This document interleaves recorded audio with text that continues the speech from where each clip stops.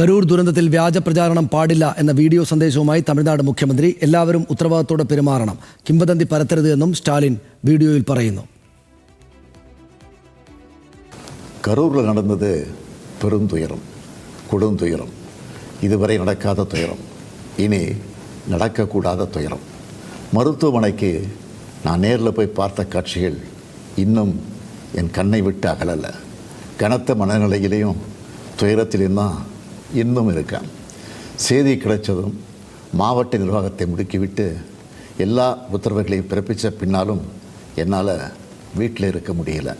உடனே அன்றைக்கி நைட்டே கரூருக்கு போனேன். குழந்தைகள், பெண்கள்னு 41 உயிர்களை நாம் இழந்திருக்கிறோம். ഇറന്നു പോണവங்க കുടുംബം.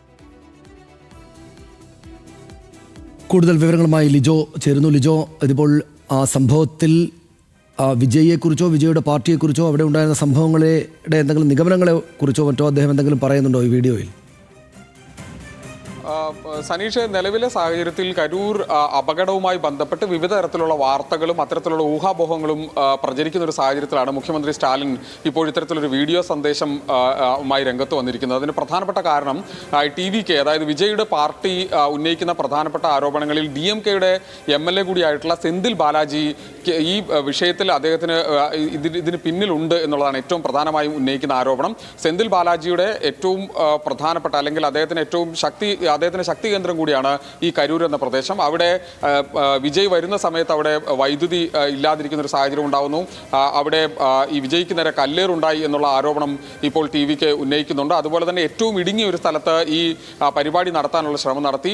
ഈ അപകടം നടന്ന ഉടൻ തന്നെ സെന്തിൽ ബാലാജി ആശുപത്രിയിൽ എത്തുന്നു. അതിനുശേഷം വാർത്താ സമ്മേളനം നടത്തുന്നു. അത്തരത്തിൽ ഒരു ഗൂഢാലോചന ഇതിന് പിന്നിലുണ്ട് എന്നുള്ളതാണ് TVK പ്രധാനമായും ആരോപിക്കുന്നത്. അതുകൊണ്ട് തന്നെയാണ് അത്തരത്തിലുള്ള ഒരു ആരോപണം തമിഴ്നാട്ടിൽ വലിയ തരത്തിൽ പ്രചരിക്കുന്ന സാഹചര്യത്തിൽ കൂടിയാണ് മുഖ്യമന്ത്രിയുടെ ഇപ്പോഴത്തെ ഈ പ്രതികരണം എന്നുള്ളതാണ് നമുക്ക് മനസ്സിലാക്കാൻ കഴിയുന്നത്. ഒപ്പം തന്നെ വിജയ് ഇപ്പോൾ ഹൈക്കോടതിയെ സമീപിച്ചിട്ടുണ്ട്.